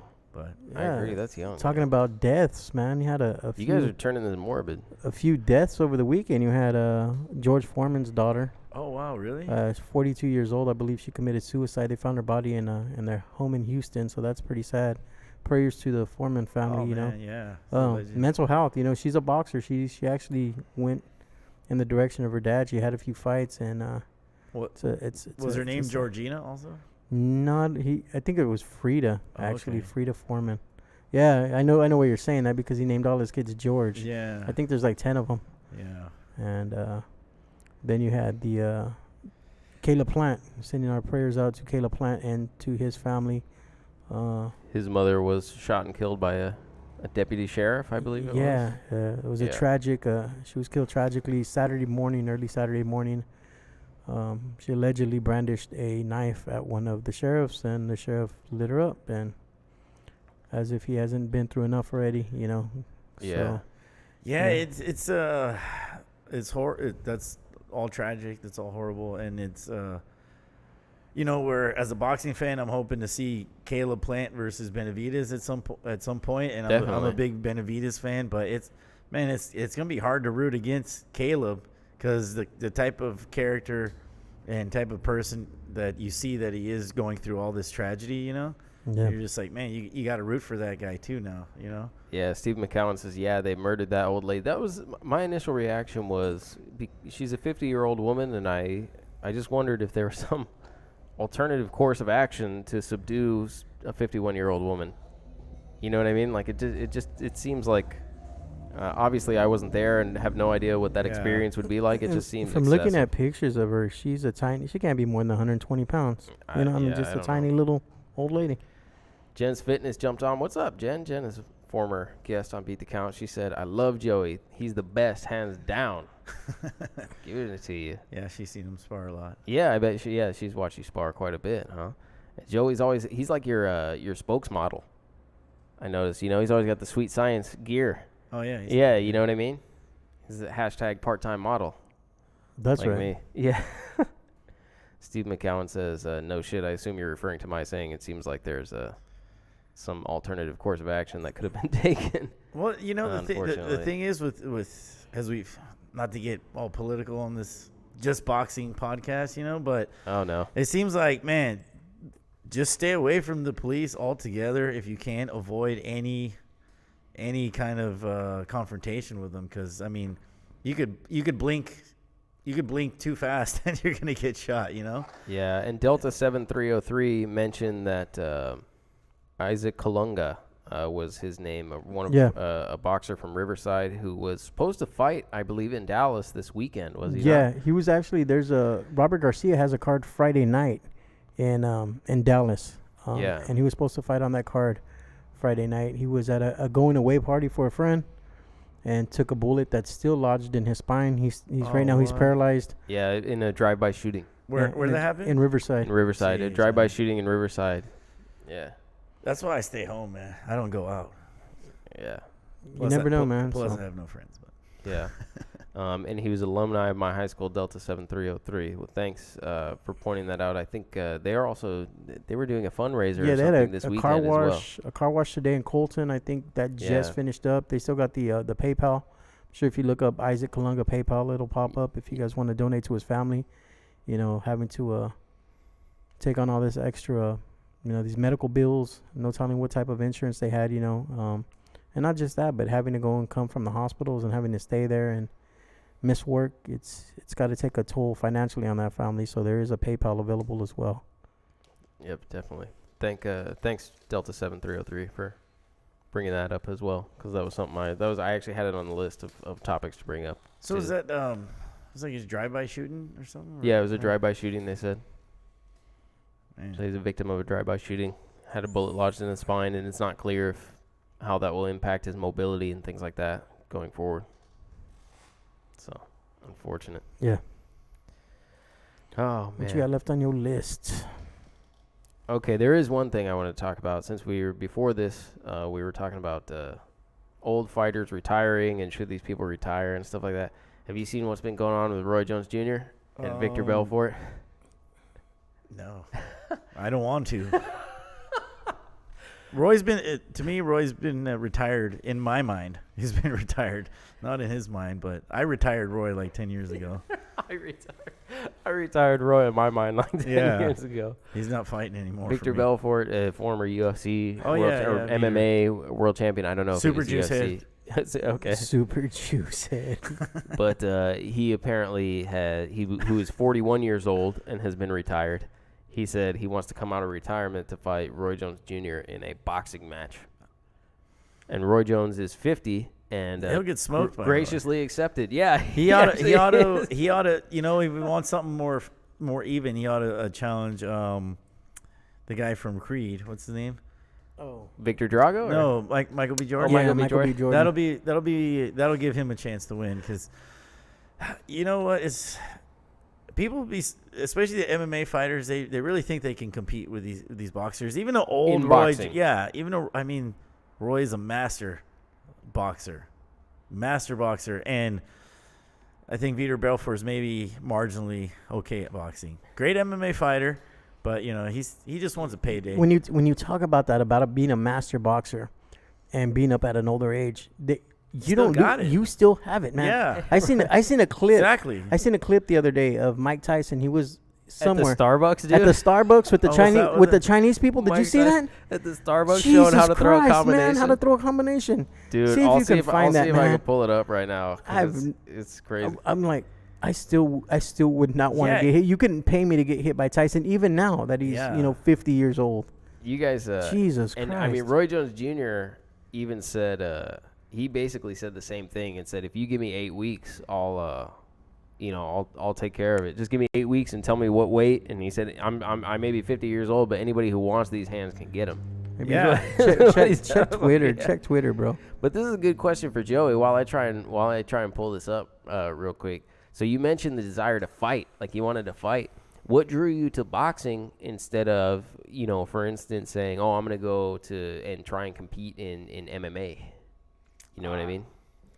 I always thought boxing was just cooler because, and it's like the better fighter usually wins in boxing. MMA, anything can really happen. I don't know. I just thought boxing was cooler. Just I never really liked watching people the takedowns or the jiu-jitsu and stuff. It was either boxing or kickboxing. We all think it's cooler too, just so you know. If you search Tyson, Mike Tyson on Twitter. I don't even think I have Twitter. I thought that was from he did Ip Man or something. That's recent. Yeah. No, this is it could be from him doing Ip Man. I'm trying to find it here. I don't even have Twitter on here. 52 years old. I don't have a Twitter account. Find it on Instagram. No, and he was even messing around with John Jones last year outside of a fight or some press conference. They were just kind of slap boxing, and he even caught John Jones with a little overhand or straight right off a slip. So it doesn't go away. Of course your reflexes will slow down. Your reflexes slow, but if your reflexes are world class, and if they slow down, they're gonna be they're still gonna be damn good. They're not gonna be world class, the best in the world, the best fighter, but you might be in the top 100 still. I just love that. I just love that quote that anybody who wants these hands can get them. like anybody, you just call me, give me 8 weeks. You know, it's something that anybody who wants these hands can get them. No, and you know, the last thing to go is strength too. You know, if Roy wants to lay one on, That's true. he really could. You know, if he catches them, times them right, and then so much more just working on your hands than having to do ground game and kicking and that kind of stuff. You know, you can set up fakes, you can control distance, you can work angles. Yeah, we'll see, man. I won't pay to watch it, but I'll watch it. Yeah. Well, I like this. I want to see an MMA guy get his ass whooped just because. I don't know. It was kind of funny when James Toney got ankle picked. You're by, like, I still want to get payback for James Toney. Yeah, James Toney against Randy Couture. It lasted like a minute. Oh yeah. Yeah. Dude. So I know. What is it? What else came out this week? Malignaggi bare-knuckle fight.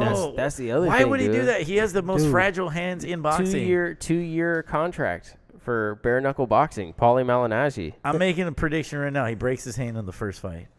Man, You know what's funny though is it's gonna work because like I've never watched bare knuckle boxing on. It's a Showtime thing, right? Or who has it? I don't know who has it. no, I'm not for sure who has it. It's some I have company out of never- North Dakota, man. I've never watched bare knuckle boxing, but I'm gonna watch it now because Yeah, I think people would want to watch that. Yeah, exactly, I right? feel like a big thing why the MMA is so popular right now is because there's like no gloves really.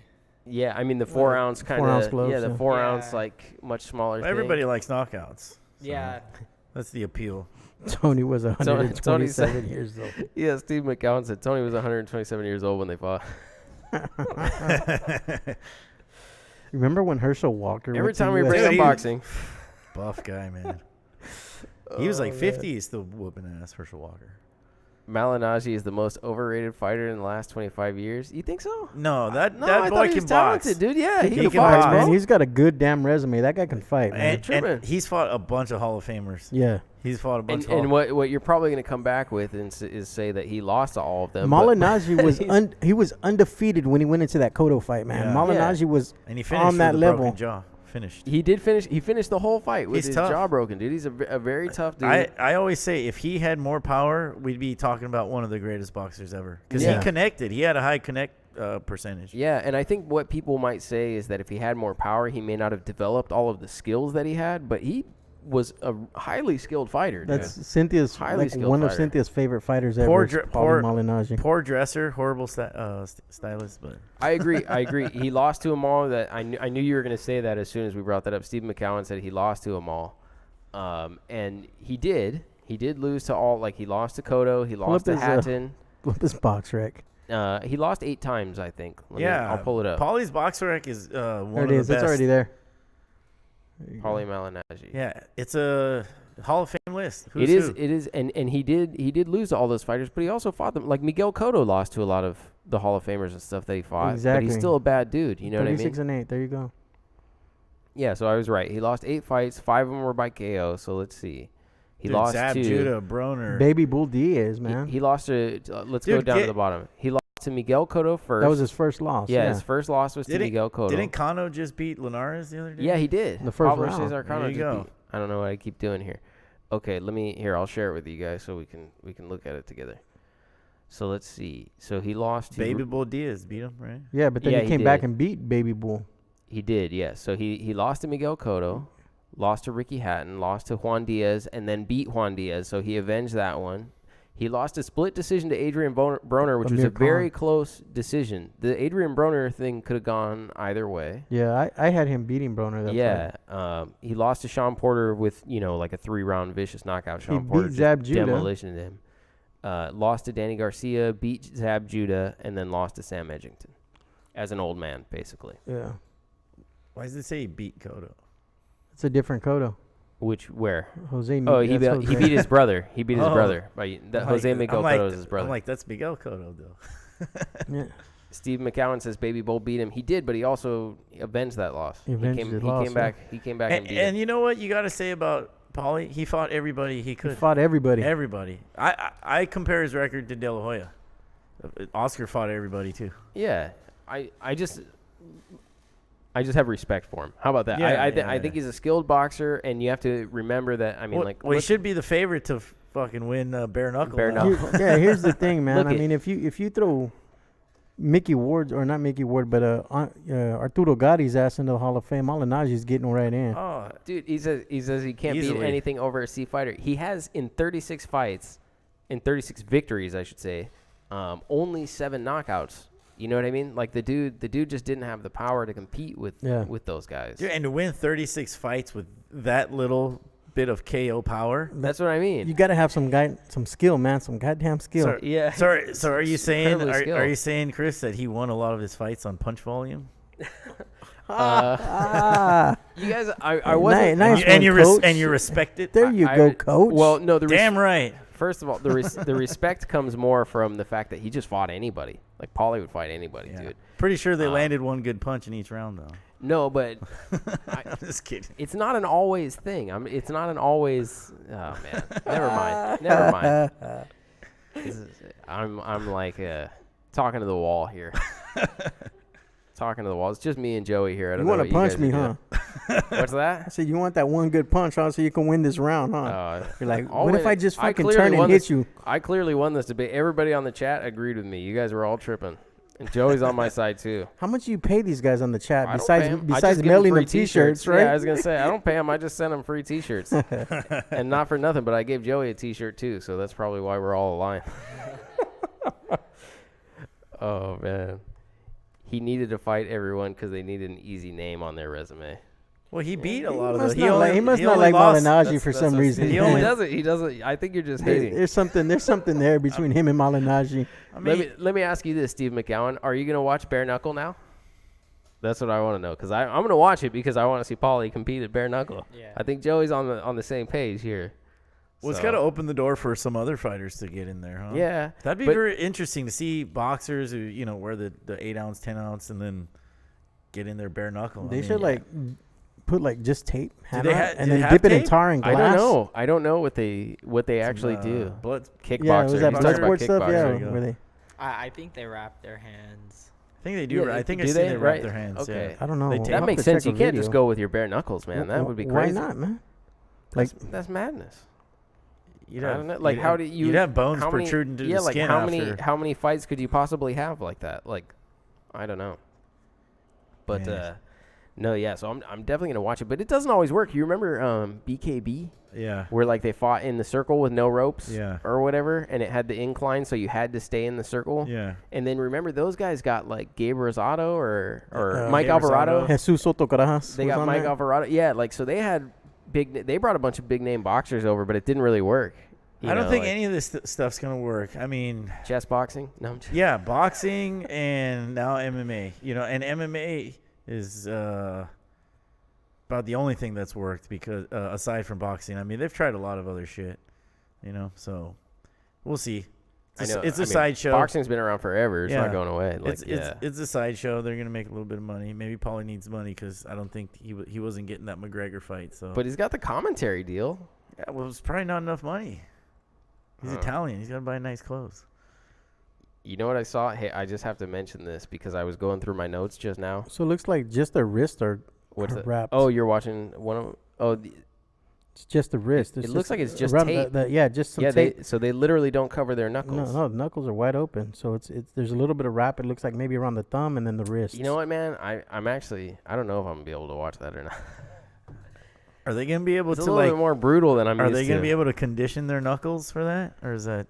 Can you do that? I talked to Andy Aguilar about that, and he said it's a Goddamn. bad idea. That's all bad.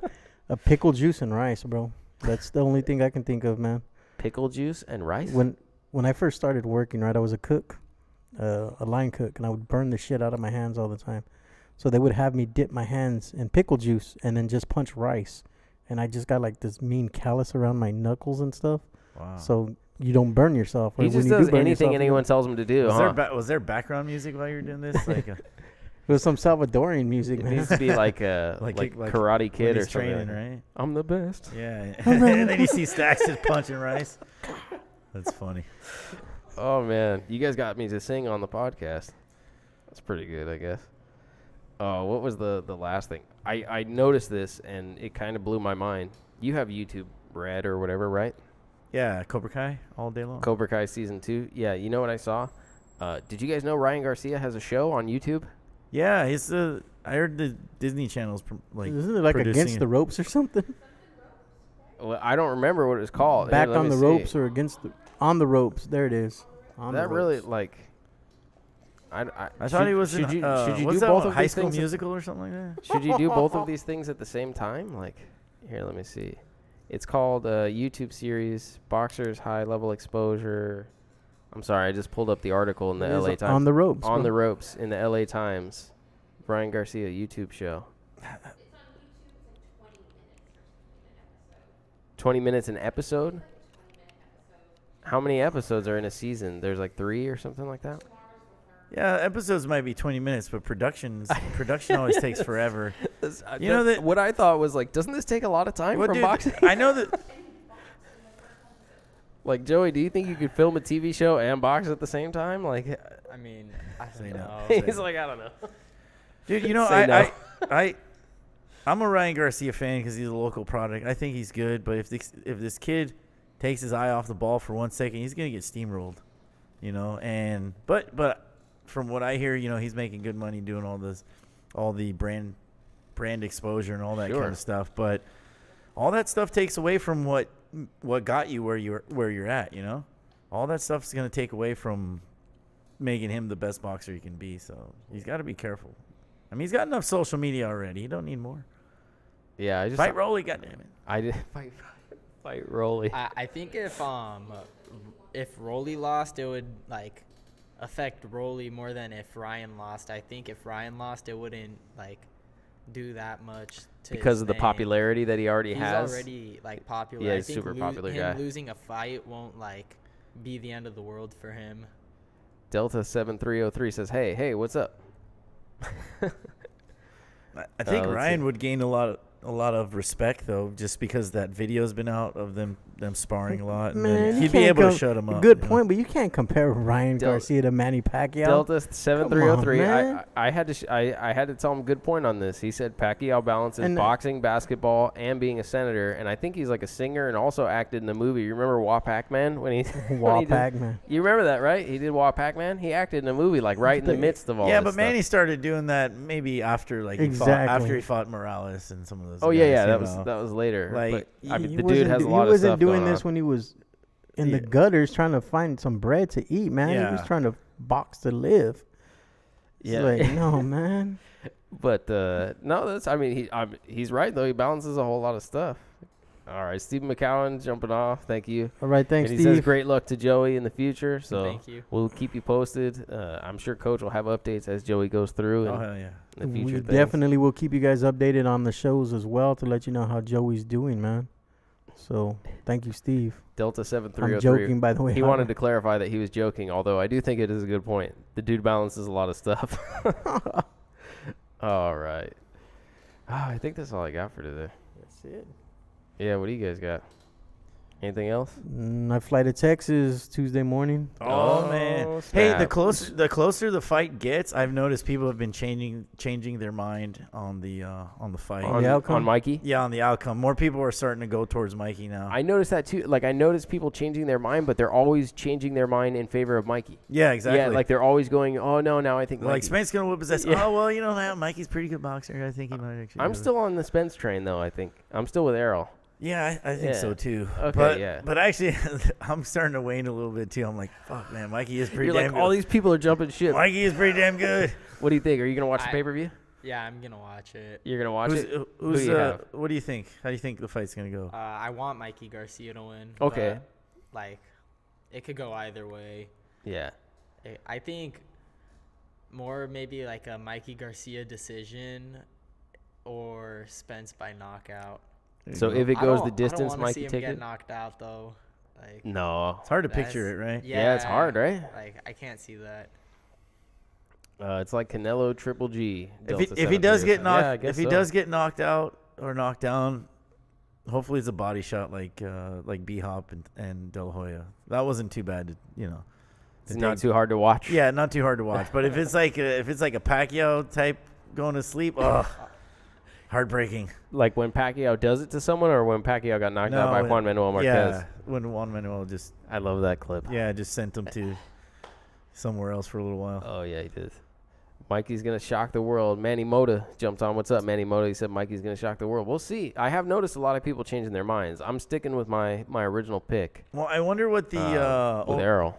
what do you call the guys in Vegas? You know what they're the odds makers. I wonder what they are like today. What they're going to be the night of the fight. The other thing is those guys are usually good. They're very good, but they're also based off of how many people are betting, right? So like how many people are betting on one person will adjust the odds to be closer in the favor of that person over time. So I noticed some people are like, wow, it's getting a lot closer, but really what that means is many people are betting one way or the other, and so they're adjusting the odds. It's just moving money. That's it. Yeah, it's moving money. So it's not really about. It's about protecting the money. It's not about which fighter will actually win. He's right now, as of today, he's down to a minus 375. So, I mean, he started off at a minus 600, then it was minus 500. Now he's down to a minus 375, meaning you got to bet $375 on Spence to win $100. For the way people, if you guys don't know the way the odds work, it's a plus 285 for Mikey, meaning if you bet $100 on Mikey, you will win $285.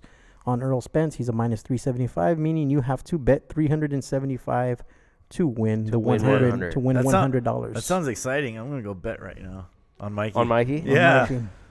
So I'll get $200. Manny Mota said he put in 100 to get 300 back. So yeah, that's good. So you good. caught Mikey at plus 300. You caught Mikey at a higher. Yeah. At a higher because he's plus 275. Yeah, now, see, but so. this is my point. Is over time, the more people bet on Mikey, the closer the odds will get. Exactly. And it doesn't really have anything to do with Mikey's chance in the fight. It has to do with that they the money they don't moves. want to keep taking bets at that wide a margin. Yeah. You know, it's the same way that Conor McGregor ends up being a 600 on Floyd Mayweather. You know what I mean? Like he opens at 6 rounds, and then all of a sudden it's like a 4-1. You're like, what? How is that possible? Because a crazy amount of people start betting on Conor McGregor. Like, bunch of drunk Irish. Whoa. Oh man, Cynthia, my Irish. look at she's laughing because she's a drunk Irish. Did you bet on Conor McGregor? No, she's just a drunk okay. Irish. You're just a drunk Irish? She's just a drunk Irish. I wouldn't have guessed that, but you probably wouldn't have guessed that I was Puerto Rican Cynthia either. Louise Murphy. Oh, Murphy? man. Murphy. Nice. Maiden. My Murphy. last name's Fitzgerald, so it's like we're siblings almost. You guys are probably cousins or like something. cousins or something. You're my cousin-in-law. I know, cousin-in-law. Oh, Oh, God. man, no wonder I'm gonna let you park in my driveway for this flight. Right? Anyway, Yeah, so Like you guys family. make sure to follow the Beat the Count podcast social media, the Instagram. yeah. Follow them on YouTube, the Sweet Science channel on YouTube. If you guys are watching, you guys are already following it. Make sure you guys are subscribed to the channel, but make sure to follow the Beat the Count podcast on all social media channels because they're going to be having updates all week. Cynthia and myself, my wife Cynthia, she's the photographer. We're going to be sending video in. There'll be photos coming in starting Tuesday night from the workout. So you make sure to follow Supreme Boxing. Make sure to follow Beat the Count. We will be there live all week long. We fly in Tuesday morning.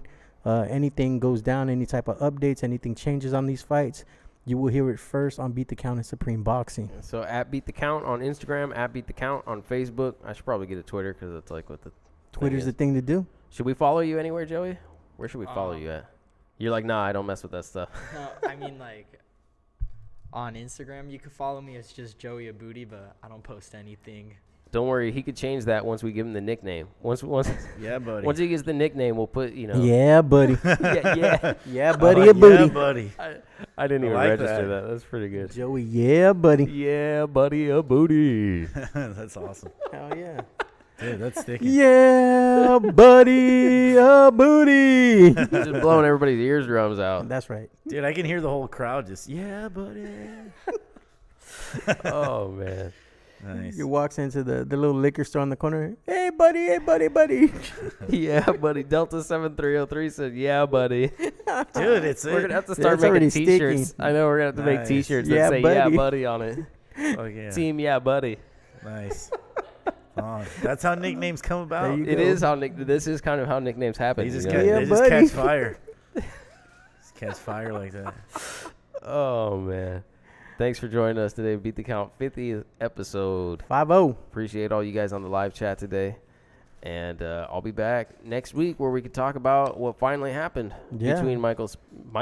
Wow. Michael. It's like I know him or Michael. something like he's a cousin. No, between Mikey Garcia and Errol Spence. Michael Garcia. Yeah, Michael, Get over here. Michael You're in Garcia. trouble. Yeah, I'll be back. I know. I'll be back in LA in time for the show. I fly back in at 8:00 in the morning, so Oh man. Word.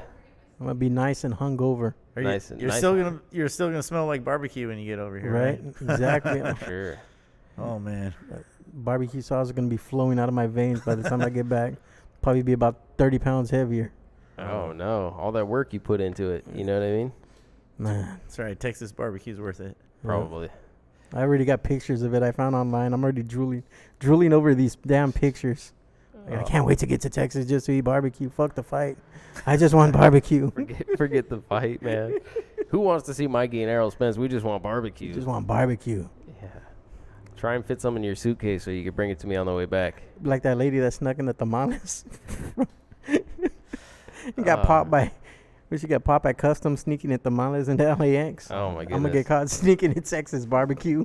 I don't think you have to go through customs on the way back from Texas, but that's just me. Anyway. It's like another country. Yeah, I don't think they make you go through customs. You just come straight to LA. You'll be all right. All right, guys, that's it for this week on Beat the Count. Like the man said, follow me on at Beat the Count on Instagram and at Beat the Count on Facebook. I got to share this because Boxeo cracks me up. He said Stacks probably has cologne that smells like barbecue.